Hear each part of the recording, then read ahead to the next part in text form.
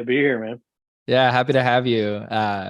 Yeah, I just said it, but thank you so much for being here. Right before I hit record here, we were talking about, what was happening with Exit In, and you said there's some stuff going on with like a trademark. And if you didn't mind, I would, love to just hear what's going on with that chapter, and how it's wrapping up, and what's next for you. And I think most of the audience knows that you're like a 40-year veteran of Exit In or something like that. You were like sweeping the floors as a kid. And why don't you go start 20, to 20 finish? years, 20 years, sorry. 18 years. I'm only 43 years old, I think, man. At 3 years old, you were on the floor. Right. No, it's not one of those.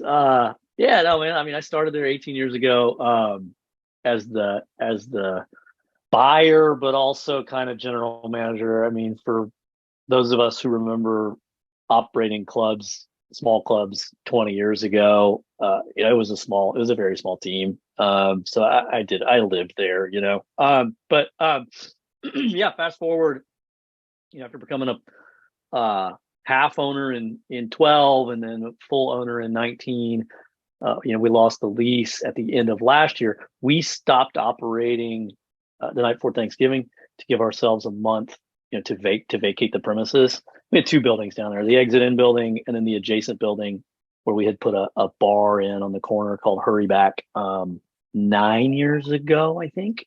So anyway, we had a lot of stuff to get out of there. I mean, we did inherit 40 years worth of shit in the Exit In building, left behind by previous owners and operators throughout the years.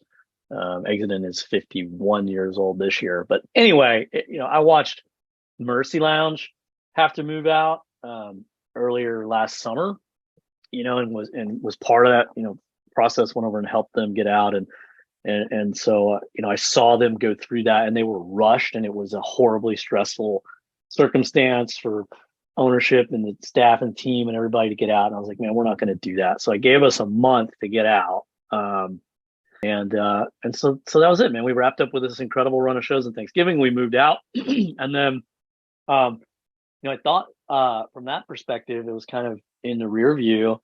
And then January 9th, this weird, January 9th, like Monday, that second week of January, the first like actual work week of January, right? Like 10 o'clock in the morning, I get a call from a reporter with a Tennessean going, hey, I'm writing a story on damage to the Exit In building, and I want to get your comment. I'm like, what are you talking about? And she's like, well, the new owners sent us these photos and asked us to write a story, and there's been damage to the interior of the buildings, and do you want to make a comment? I'm like, well, can I see the photos? And she's like, well, no, I can't share the photos with you. And I'm like, well, can you describe to me what's in the photos?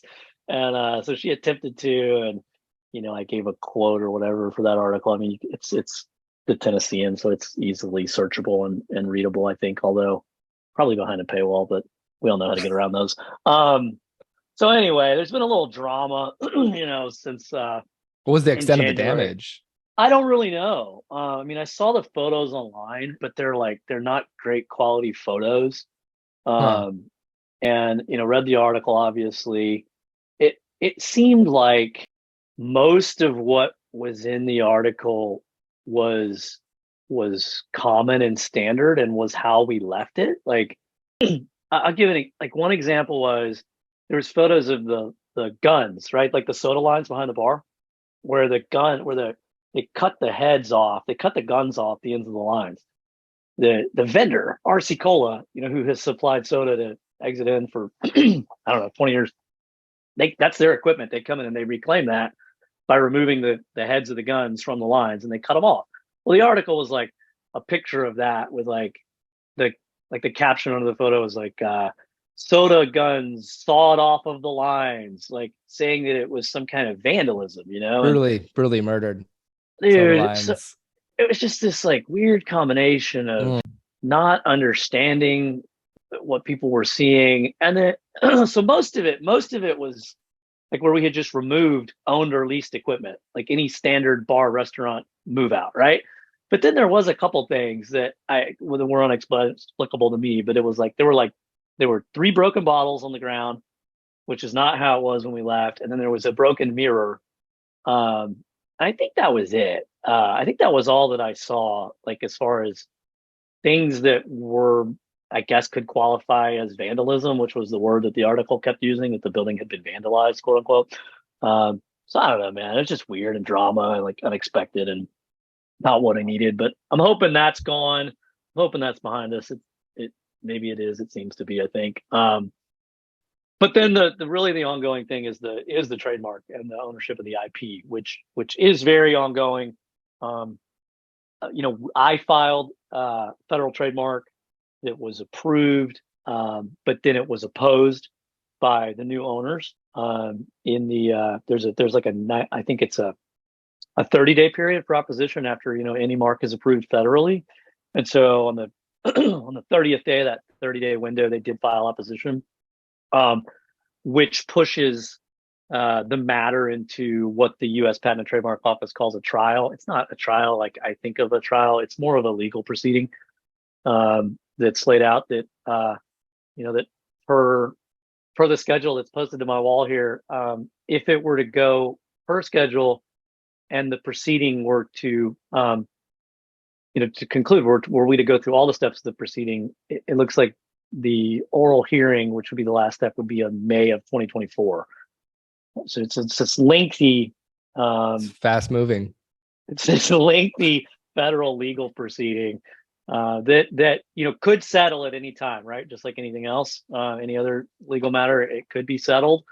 But I don't even know, man. It's like we're in like the disclosure segment currently, which I think lasts until like June of this year or something. So it's nuts. Interesting. It is.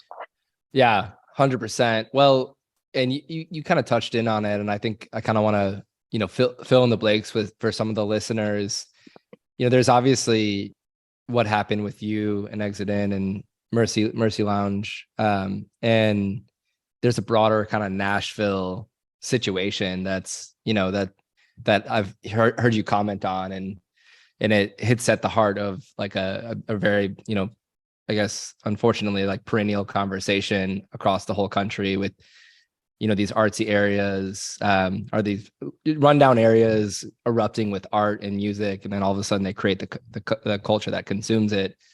And I don't know if you could just shed a light on like what's happened in Nashville and what you're seeing, where you're seeing reality is mapping to this ongoing kind of unfortunate, I'm not gonna say kind of super unfortunate effect of succeeding from like a arts perspective in a emerging city.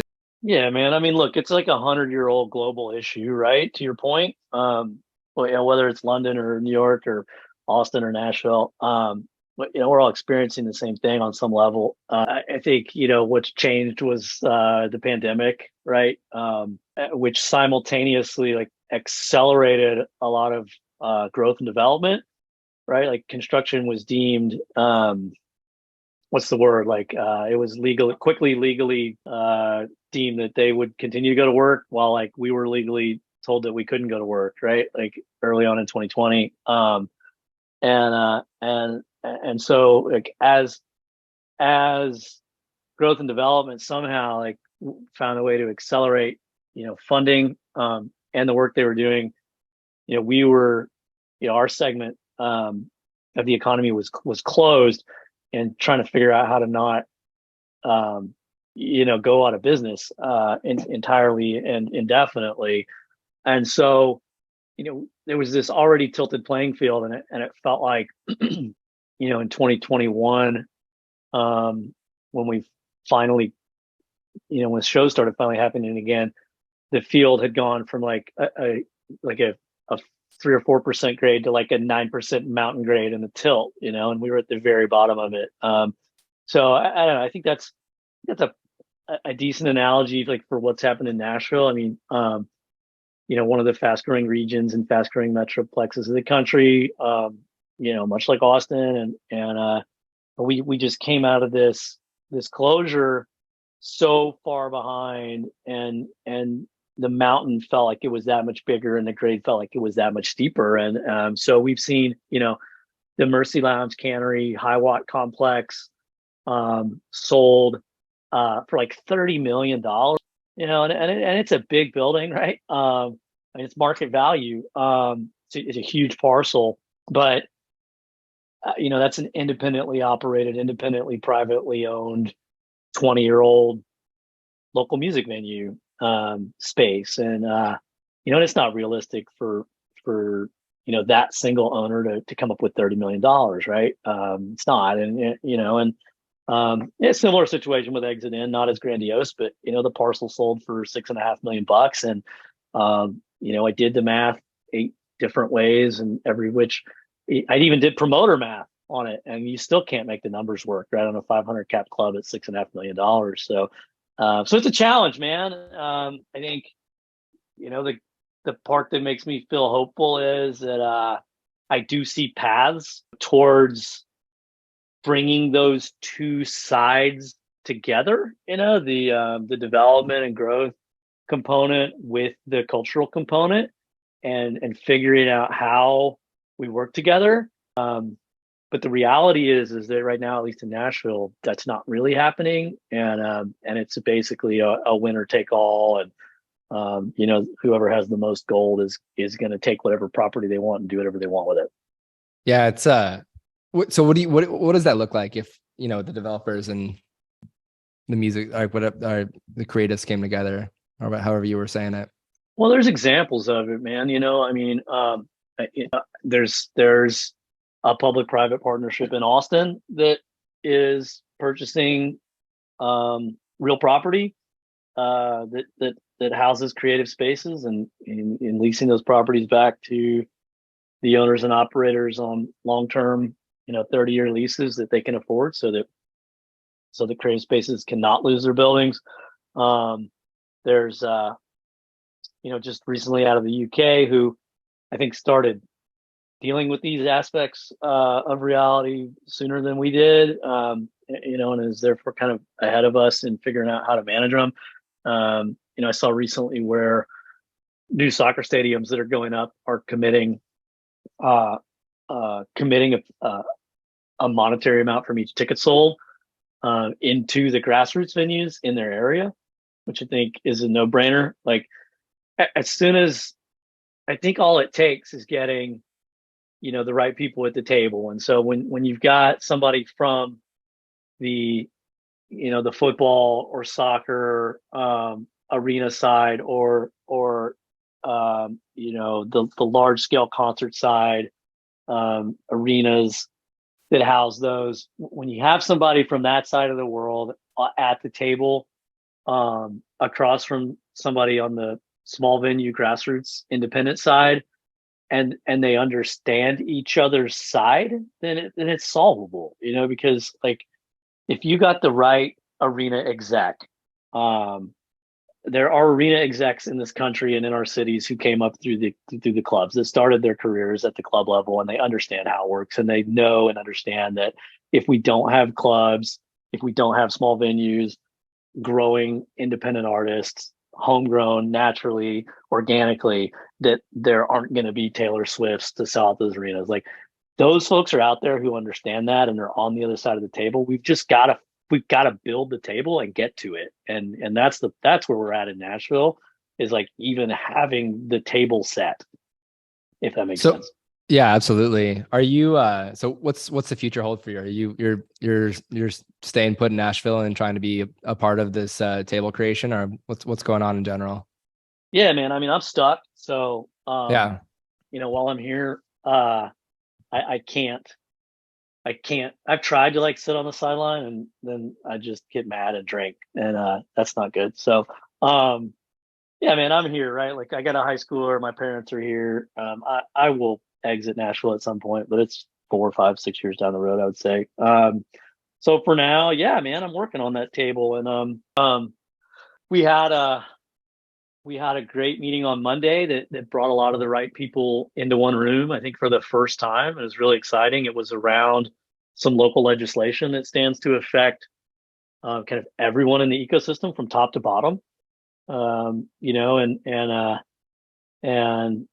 it's interesting, right? I mean, just like, again, back to the pandemic, like, it seems that it takes sometimes it takes some kind of outside force that's going to affect everyone to align everyone, and so we kind of have that moment right here, right now, and it was great. We had arena execs, we had Live Nation execs, we had Chamber of Commerce and Convention and Visitors Corporation in the same room with local artists, songwriters, independent small club owners, 25 people in the room sitting around talking about how we work together. So I think that's the first step, and it's hopeful. Well, that's amazing to hear. Where do you so the conversations are happening. Do you have what's the sense of the first tangible thing that's going to emerge from that, or what's your hopes of the first tangible thing that could emerge from it? The first tangible thing that's probably going to emerge locally in Nashville is a music office inside the mayor's office. That's what the meeting was about. Coming out of and because of the pandemic, we were able to get a piece of local legislation passed that said that a handful of entities here, the mayor's office, the CDC, the chamber, the Arts and Business Council, had to come together and figure out how to protect and sustain independent music venues. And we were able to tap some federal funding to fund a study to inform those entities of steps that they need to take to do just that. So that is happening. That study is happening. Penn Praxis won the bid to conduct the study, and they have started their work. I don't know when we will see deliverables from them, hopefully sooner than later, but that's ongoing. In addition to that, and kind of adjacent to that, we have this office that I mentioned that is going to be created. The mayor dictated it in his Metro address recently, that there would be an office of music. What did he call it? Music, film, and entertainment. Historically there was a similar office that it's gone defunct through the administration changes here. But some form of a music office is going to be created. It's in the budget now. It's in the annual Metro budget, and it's going to happen. There's competing legislation about how that process is going to go, which is what I was talking about earlier. But that's going to happen as well. And then I think the third one, and the one that personally I think may affect the most change, is a public-private partnership that can acquire real property here. That's rolling in Austin, huh? Yeah, man, it's got this vague name that's nondescript that always makes me forget it. Austin Economic Development Corporation. Does that sound familiar? I'm gonna get myself in trouble by saying I'm got my head in the sand over here in Austin. You're a busy man. Yeah, that's it. It's the AEDC, Austin Economic Development Corporation. So it's my understanding, and I've talked to them, they've been really helpful and nice. It's my understanding that they are acquiring property there, that they are helping owners and operators for culturally significant and arts places stay in their places as opposed to losing their places. And have it's they my understanding publicized the first places that are? I don't know. I don't know that. They also, I think they explained to me, they have grants for venues, like for capital improvements. If you can simply show and prove to them, hey, if you guys will grant us the money to upgrade our restrooms, or grant us the money to upgrade our HVAC, or whatever it is, these capital improvements that are sometimes hard for independent operators to fund. If you can show that that's going to make you more sustainable financially and hit your bottom line in a positive, the way it was explained to me, there is a path there to have that money granted to you from the city of Austin. Seattle's doing it. The one in Seattle has a cool name. It's called the Creative Space Agency. It's a much cooler name. It's a cool name. They've been actively doing it. And then there's a couple more. San Francisco, of course, has one. And then it's one other municipality I'm forgetting, but it's cool, man. It's a trend. It's a national trend. And I think it's a good trend, because I think a lot of people in the private sector, the development side, and obviously in the arts and culture side, music side, and then in local government are kind of all starting to realize that we have a problem and we got to work together to solve it. You can't have these urban cores, like completely devoid of music venues and art spaces and creative spaces. It makes for a really boring and shitty place to live and be. So I think we're at least seeing the recognition of that now. It's taking the steps to solve it. Well, that's amazing that it's happening on a national level, and it's good to hear that you're feeling optimistic about it, especially being only 2 months beyond, experiencing it so firsthand with with the accident. So I'm just really grateful to hear that you're not like put off by the whole experience and out in Hawaii or something like that, doing surf lessons or something, and completely removed from the troubles of like urban development. Not that Hawaii is not experiencing that as well, but you know what I'm saying? Well, I mean, if you don't fantasize about moving to the woods, something's wrong with you, in my opinion. But not yet, man. One day, not yet. Yeah. Are you what's going on with like what's occupying most of your time these days? Are you now that you're not doing Exit In, are you mostly working on economic development and this type of saving the future of music venues in these crazy cities? No, that's about half of it, probably. Half of my work hours.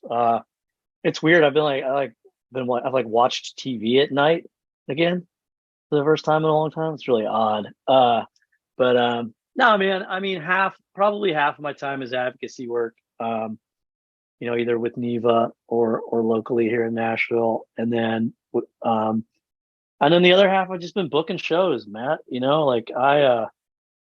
Which is great. It's what I like to do. I got into owning venues 10 years ago because I was an independent promoter and because there was no way, really, there was no path in Nashville for me um, to to to have any kind of real career as an independent promoter.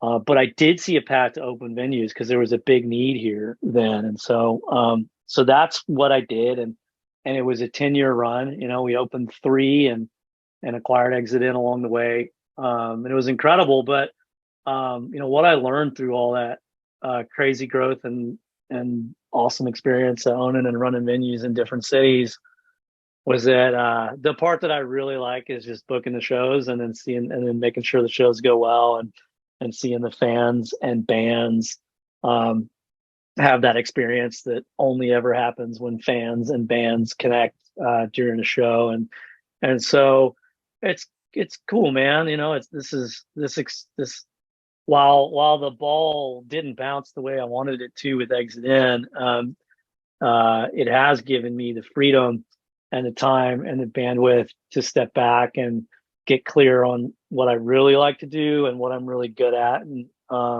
best at, and so I'm just trying to focus on that. So I booked this Riverbend Festival in Chattanooga again, which is a really exciting project. I love Chattanooga, Tennessee. I have loved it there for a long time. It's beautiful. It's rad. It's 2 hours from Nashville. It's 2 hours from Atlanta. It's just like this really cool, beautiful place with mountains and rivers. And we've got this 40-year-old festival there that we became involved with 3 years ago. So that lineup came out like a month ago for the first weekend in June. So that's a big one. It's a lot of fun. It's probably my biggest singular project. Um, I just launched a series with in partnership with Amazon and Nashville's NPR music station here in Nashville. So we're doing programming inside of the Amazon Tower in downtown, which is cool. We just had our first show with an incredible artist named Kashana, who everybody should check out if you're not familiar with her. She has an unbelievable story. She has an unbelievable voice. She writes really cool songs.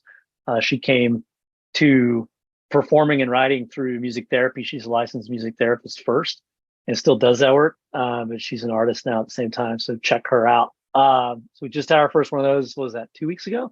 That's cool. Just started working to book our second one this morning. It's a really fun project. I get to work with my old buddy Jason, who started the NPR music channel here, and then have this whole new experience of working with Amazon and being inside this huge corporate tower that they built here recently, and so it's this crazy cross section, but it's really fun because we're bringing music inside of Amazon, inside the building, and we're also we're also giving local independent artists an opportunity to be exposed to 10,000 employees there inside that tower at the same time. So it's pretty neat. They got a venue or what in there? No, dude, we do it. So have you ever been in an Amazon tower before? No. I've been in a Google tower, but not Amazon. Probably similar. Well, hell, what do I know? I've never been in a Google tower. Yeah, so I hadn't either until we started working on this last year. It's really cool. It's a really wild place. It's obviously state of the art, as you can imagine, but there's a variety of restaurants. There's a variety of coffee shops, all inside there. In addition to workout facilities and new mother spaces. I mean, it's a really cool facility, and so there's a big common area. There's a whole area called the Expressions Studio, which is a program that Seattle has it, Nashville has it. I'm not sure how many other cities with Amazon have it or not, but so they do regular programming with regular arts programming. So there's a recording studio, dude. There's a listening room with this huge selection of vinyl and state-of-the-art stereo where you can go in and listen to records. And then there's a whole art studio where they do hands-on art programming with partners in town who come in, and actually execute the programming. And then outside of that, there's this big common area, and that's where we created the performance area for Kashana. So yeah, it's wild, dude. They are building a stage that's going to be outside, but it's not done yet. That's awesome. So just kind of so far vibes or whatever. Yeah, for sure. Oh, that's awesome. Interesting. Yeah. And you got involved with that through NPR? I got brought in through NPR. Yeah. Amazon Nashville sponsors WPLN's Artist to Watch program, which is all the emerging artists. And it's the guy that runs this Expressions program, this cool guy named Thomas here, who this was his idea. He said, hey, they do something similar in Seattle, but it's more visual arts. They do artist in residence visually up there. And so he kind of, Nashville'd that idea and said, we're going to do it with performing artists here. And we're going to bring music inside Amazon. So he went to NPR with it. And my friend Jason Moon Wilkins said, hey, I think you should talk to Cobb. And there we go. Well, that's amazing. So it's just for the Amazon employees or anybody open to the public, or? It's not open to the public. It's internal. That's amazing. Well, it's really great. Go ahead. I was just gonna say it's great for artists, right? Because it's it's daytime. You can just run across town and be exposed to this whole potentially new audience. I think a lot of the people that work there are new to town, relatively speaking. In addition to the performance itself, there's a strong video component. It's filmed and it's distributed internally. A nicely produced video cut of the show. So it's a great, awesome. I think it's a great exposure level program for local artists. Well, it's kind of full circle to what you were saying earlier about just, people, the theme of people with money caring about fostering music locally. Gotta figure it out, man. Yeah. They should, Amazon should fund a venue at some point right there. They kind of are. I mean, they are building an outdoor stage. So that's awesome. Where that takes us. Yeah. Do you know what the cap's going to be? I don't. It's a decent sized area. I mean, just at glance, it probably holds 600-700 people. Yeah, I mean, maybe this is the optimist in me, but I think it's really interesting that our conversation naturally went this way. And you got to think music's going to find its way to happen. I mean, who doesn't like music? We all listen to music at all moments of the day, and at least, I don't know, at least for me, the live music experience is one of the things that has been just such a rock in my life for forever. And I just have never met anyone that doesn't have some sort of connection to music, and specifically live. Even these people with large amounts of money coming into the city and jacking up the prices. So yeah, once again, maybe it's the optimist in me, but I am glad to hear that these things are happening. No, I agree with your statement. I mean, the version that I say often is, like, creatives will create, and are always going to find a way. And I think the other side of that coin and is that the collective, we have to be intentional about supporting it.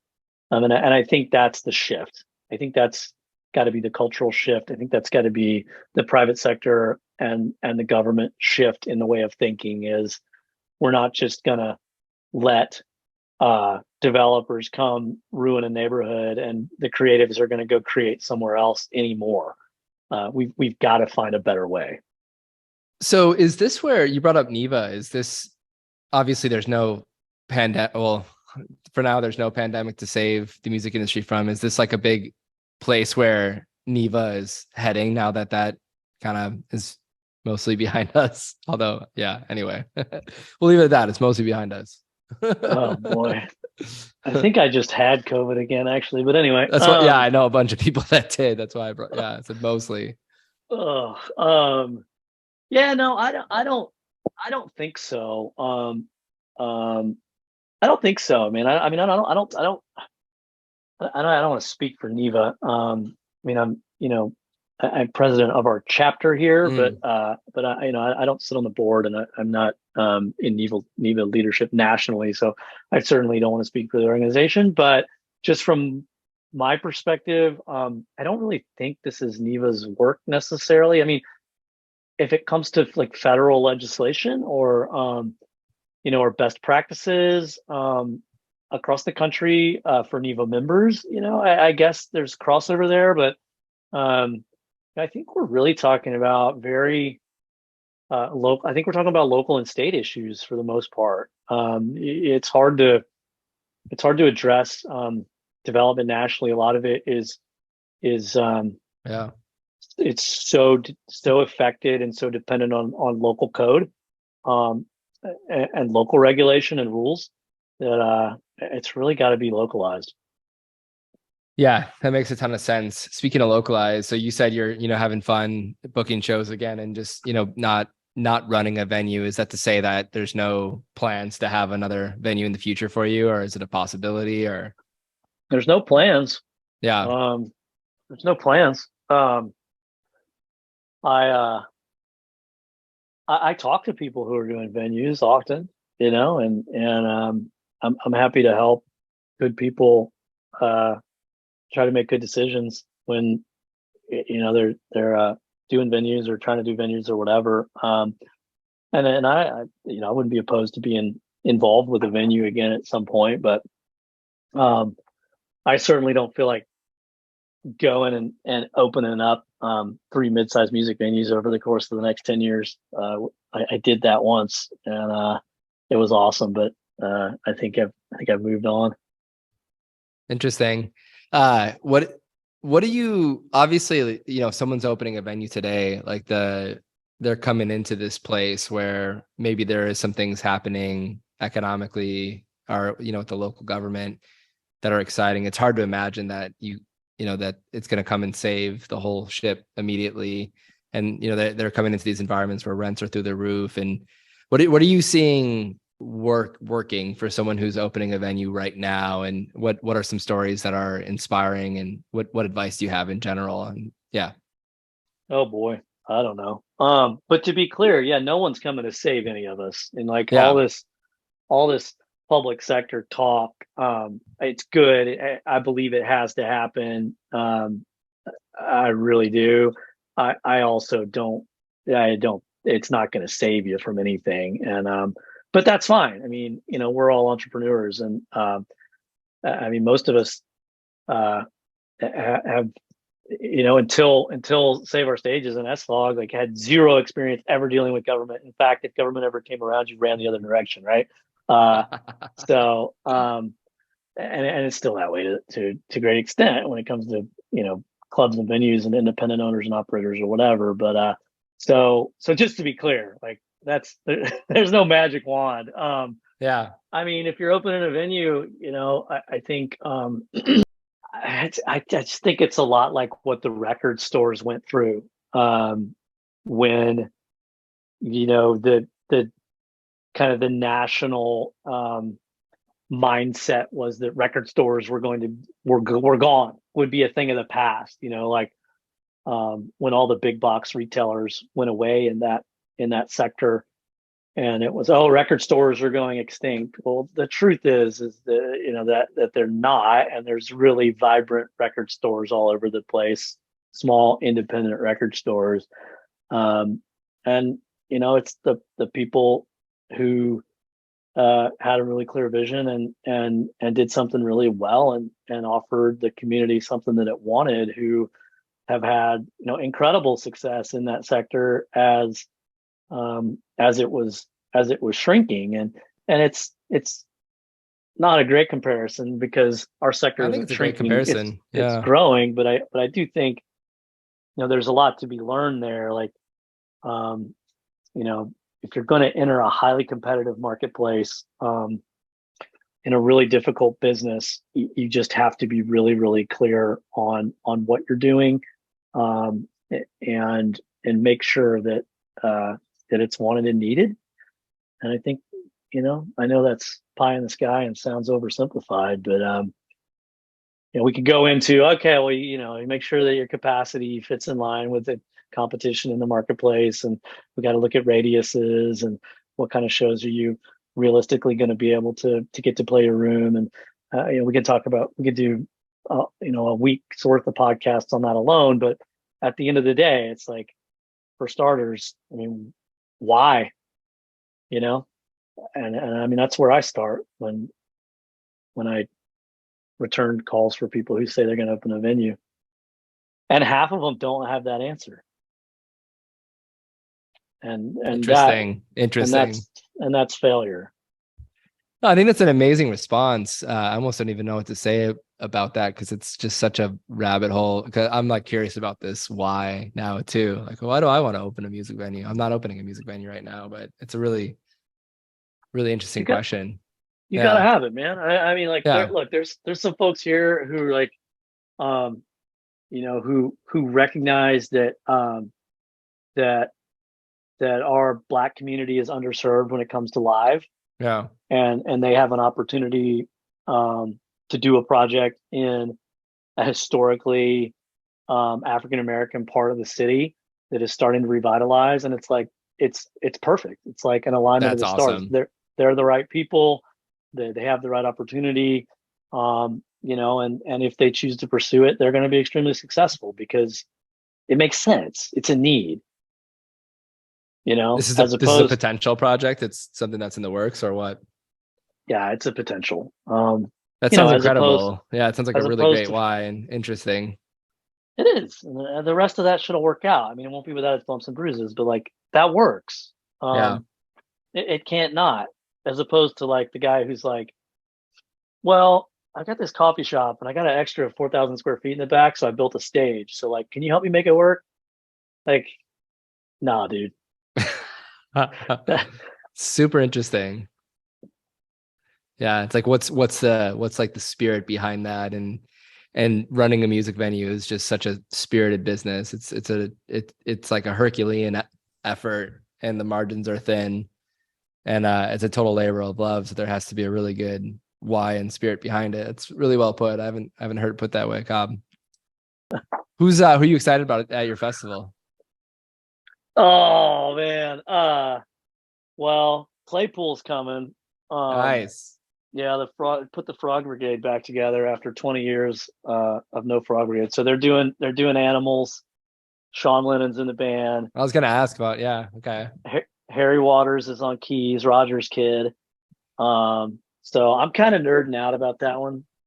I should have come in later. I should have played coy not expose myself. But I'm really excited about that set. Man, Are you Gail, saying like because you revealed that you were excited about the act, like maybe the price got jacked up or something?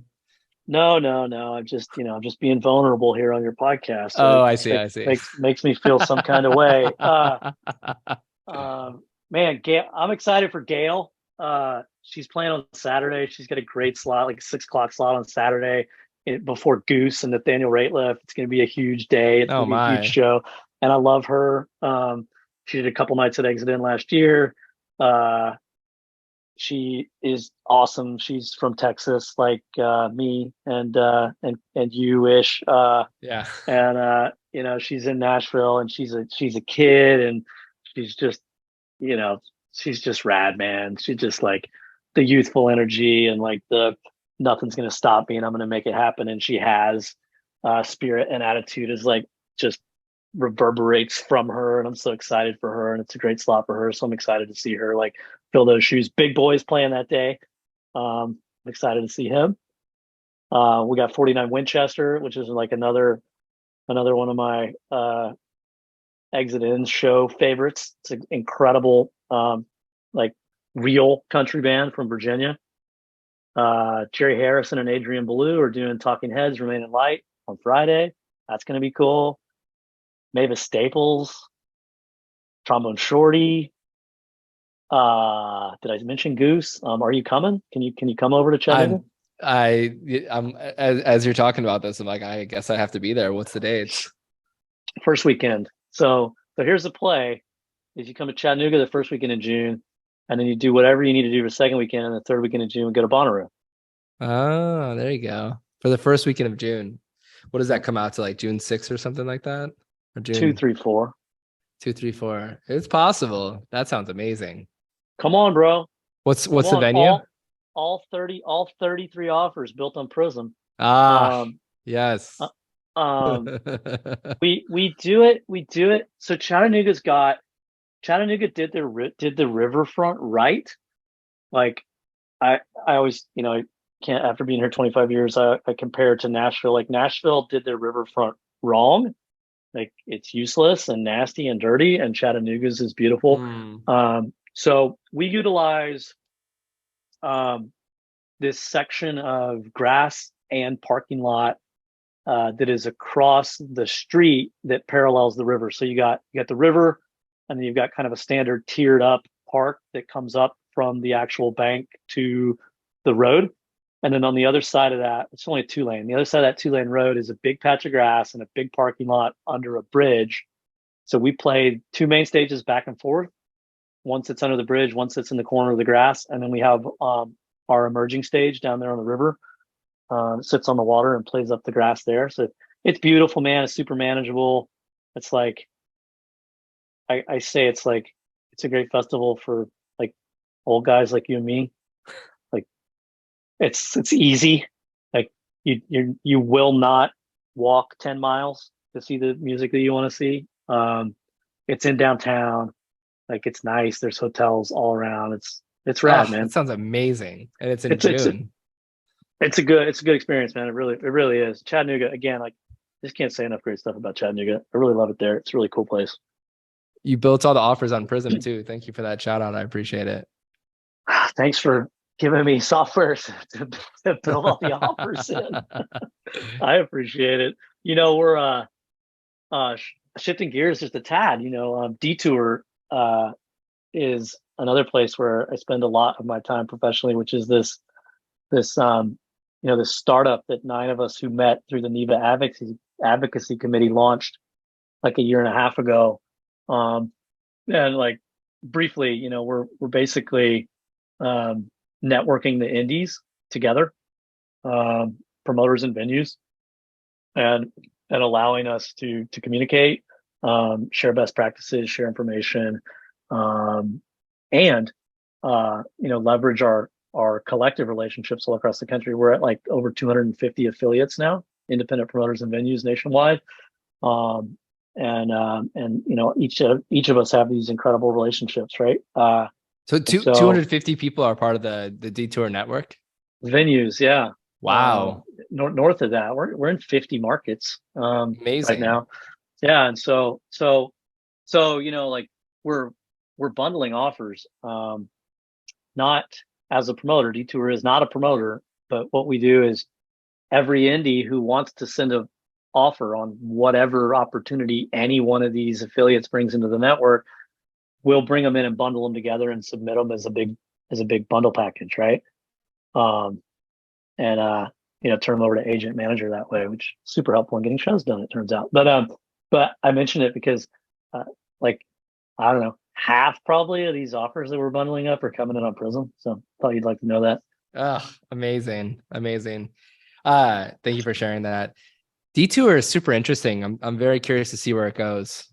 Yeah, me too. It's really cool. I mean, You think it's picking it's up like, momentum? yeah, it is. It absolutely is. We've done It, like yeah, go four ahead. legs. We've done some baby bands, right? Which has been really great. Like we did like four legs so far with Dury, this brother sister duo out of Minneapolis called Dury, Durry, who are really rad. And that band has been exploding. So like a bunch of those dates sold out. And then, we've moved into larger rooms and those dates are selling out. Moved into large rooms on the next leg for Clarity. So that's been a good success story. It's been really fun. You've been working with Jackie at Wasserman and working with the band and just seeing them have a lot of success as a young artist has been just inspiring, man. It just fills up the tank. And then Elise Tro is another incredible young artist. We just did her entire tour that just started. TROUW. Seriously, check her out. She's insane. Does everything herself. Plays all the instruments. Does all the video editing. Like when you go watch the videos that she puts up, like she actually produced them. So cool, so talented. So that one's cool. That one's cool because we actually did the whole run. I think it's 39 dates, nationwide tour for her. Mm. We got, some of these drive-by truckers dates. What's that model like? So at least like what's like the start to finish of that tour getting set up and 39 dates going through every single one went through D Tour. It did, right? Yeah. So, it's been a little bit different every time, but with her specifically, we we started the conversation with her manager, and then the second conversation was with Scott Clayton and Marissa at UTA who book her, and also book Gail, who I mentioned earlier, by the way. And she wanted to tour indie rooms, and Scott and Marissa were supportive, and they so we worked with them and with Jim, the manager, to identify target markets that were important for her. LA, New York, Chicago, some majors that they knew that they wanted to hit because of previous touring, or because of streaming numbers or whatever. And then, we sat with Scott and Marissa and lined out the routing in between and collaborated to build a route. And then we, as Detour, went out to the affiliate indies in each of those markets, and collected offers, bundled them up, and took them back into Scott, Marissa, and Jim. And then we clear the date. Detour will go back and do the job of clearing the dates, challenges and clears. And then from that point forward, it's the venue or the promoter's show in each of those individual 39 markets. So it acts just as it would have had they booked it direct through UTA. The only difference from that point forward is that all of us are continually communicating, sharing our ticket counts. If you want to, sharing marketing best practices. So we're getting on bi-weekly and comparing counts from market to market and asking the people whose shows are doing best, what's been working for them, This and is all feeding that 150 information to affiliates or just the people involved in the tour. Anybody in theory can participate in those conversations, but when it comes to these tour specific conversations, it's basically the affiliates that are participating in the tours or have a Right. show. Yeah.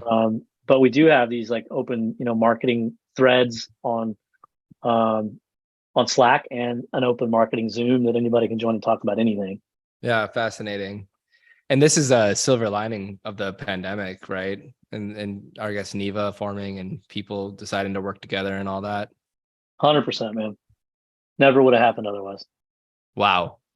It's really fascinating. So what's one venue like Headliners is a part of it, for Yeah, instance? for sure. So just They're founders. Yep. so just use Headliners as an example. So they have this one D Tour show, but 90%, 80% of their calendar is just kind of typical agents going to them direct, and they have a mixture of all that. Or yeah. Yeah, 100, yeah, no, 100%, man. Yeah, yeah. I'm glad you picked up and pointed that out. Yeah, I mean, our ethos from the beginning was basically like, if each of us gets five more shows this year, five shows that we would have not gotten otherwise, then this thing is successful. It's not built. Detour isn't built like to be some standalone profitable entity to divest of and make a bunch of money, 5 years down the road. It exists to support its affiliates, where everybody, the nine of us that started it, all have our own businesses, and we just wanted to create something that strengthened all of our businesses. This is how all the stories start. The stories of something great. I'm like trying. My head is like, oh, where's it going in the future? I guess maybe that's just a result of living in this capitalist society, I'd love to talk more about it, man. What is your future, or what do you think your one thing I love about you is are a very in the moment person, and I know you're not driven by like what you could accomplish in 10 years from now, but it's something cool now. But just to put that hat on for a second, like where do you think it could go? Like what's the most optimistic perspective of where Detour could go? Oh man, you're right. I'm the Perspective wrong of guy. vision. Yeah. You're right. I'm the wrong guy to ask. But I mean, I think uh, there's just so much. There's almost endless opportunity. I mean, there's so many brilliant, like-minded people doing incredible work, that's for the most part localized. Some of it starts to get regional a little bit, but even the big indies are pretty much local. Like, I mean, 930, they're an affiliate. You know, I mean, they control a lot of market share in DC. It's still just DC. First Ave, Minneapolis, an affiliate. Control a lot of the market share up there. Still mainly just Minneapolis, St. Paul. So, anyway, point being, there's so many of us. They're doing such incredible work in our respective areas, and I think, I, I mean, that's what keeps me going with this thing. As you know, startups are hard. Um, there's the downside to startups, which is endless work for like not a lot of return or or upside potentially. But like, man, so for example, like we just launched our festival committee, which I'm chairing for Detour, and it's like you got Dan Kemmer on there, and you got Arden out of Mississippi on there, and me, and and Brian out of Pittsburgh, and like after an hour, like just shooting the shit with those guys, like I feel so like I'm ready for like give me 10 more days of just like grinding, like I'm so ready for it. And I think everybody feels the same. It's like it's just so invigorating and it's so exciting. And again, when you get these like-minded people who are doing really, really good work, connected and talking and starting to think about how they can strengthen one another, I do really think it's endless opportunity.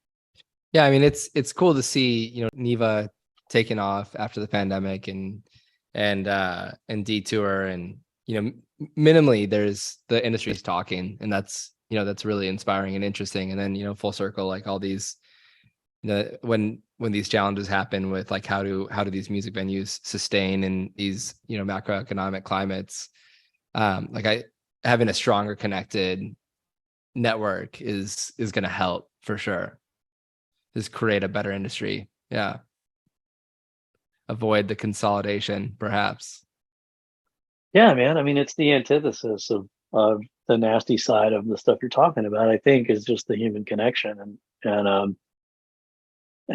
yeah, the part that intentionally and unintentionally I think has been really, really challenging for the independents and in our industry for so long is it's that hamster wheel. It's that nasty side of capitalist hamster wheel effect where it's like you're so fucking busy every day just doing your work that you don't have time or the ability to take a step back and see the bigger picture and realize like there is a bigger picture and there's a lot of opportunity to like make massive change on a big level. And again, like silver lining of the pandemic, man, for sure. Are you coming to Yeah, NIVACon? I am. Yeah, that's in Cool. July. Yeah, DC. Yeah, July. You are you going to be there? I am going to be there. I'm excited, man. D Tour Me is going to do too. the thing again. We did a thing at Happy Dog in Cleveland last year. We're gonna host some kind of a thing up there. We're just starting to figure out. I'm stoked.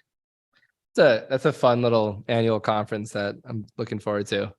That's the First one was most fun. amazing. That's the most fun music conference I've ever attended last year, for sure. And Yeah. granted, it was like coming out of the pandemic. No one had seen each other, so Yeah. but it was Is it, awesome. people say like it, it like filled the gap that like that FlyCon perhaps left. But maybe a little bit Absolutely. more organized, but still as Uh, much party. the last icon I remember was HighCon in Denver, so I don't remember much. So let's wrap with this. I'm curious, like what's your why of like why you're, because you said if you're starting a new venue today, you got to have a good why. What do you think your why is to keep fighting the good fight in this industry? I mean, I love music. You know, I want I want young artists to succeed. They deserve to. I mean, they're creating beautiful art and putting it out into the world, and fans need it, man. You, how many bands or songs have like saved you at some point in your life, and um, we our society demands it. We have to have it. So there's no other way, man. Hmm. Hmm. Beautiful. What else am I gonna do? There you go. No, it's yeah, it's a labor of love. It's good to hear your perspective on that, and I totally agree with you. Well, thanks, man. I Yeah. enjoy gardening, man, but like I can't do it Yeah. every day, man. I've got I've got some cactus growing. That's my new thing. Really? Yeah.